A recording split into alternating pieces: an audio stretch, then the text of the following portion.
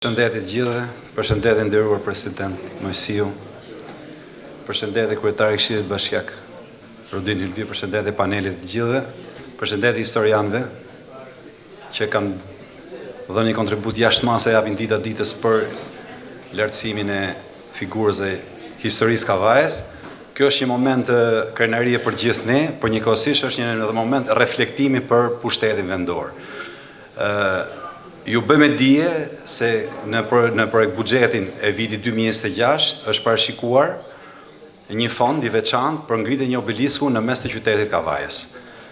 Këtë më duhet të interpretoj nga kryetari i bashkisë zoti Fisnik Qosja, dhe pas dy obeliskëve të mëdhenj që u bën në qendër të herojt kombit Indrit Sara dhe dëshmor demokracisë Josif Buda, në qendër të Kavajës do ngrihet dhe obelisku i luftëtarëve dhe dëshmorëve të Shkodrës.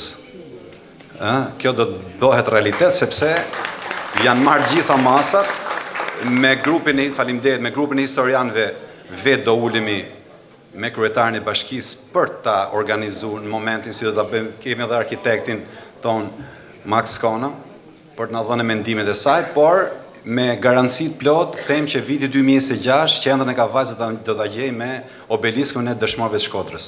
Ndoshta është me vonesë. Okej, Shkodrës dhe Vlorës. Okej, këtë ishim për Shkodrën këtu dhe gjithsesi.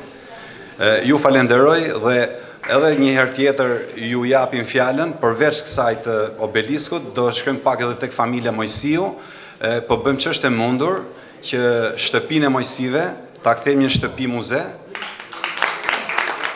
Hap pas hapi këtyre pra historisë kujtesën e historisë Kavajës me bustet dhe me këto. Kështu që shpresojmë shumë që t'i arrijmë këtë qëllimi. Faleminderit gjithëve dhe urojmë sa më shumë takime të tilla për qytetin ton, sepse jemi të gjithë patriot, kemi gdhendur në historinë e Shqipërisë emrin ton Kavaja.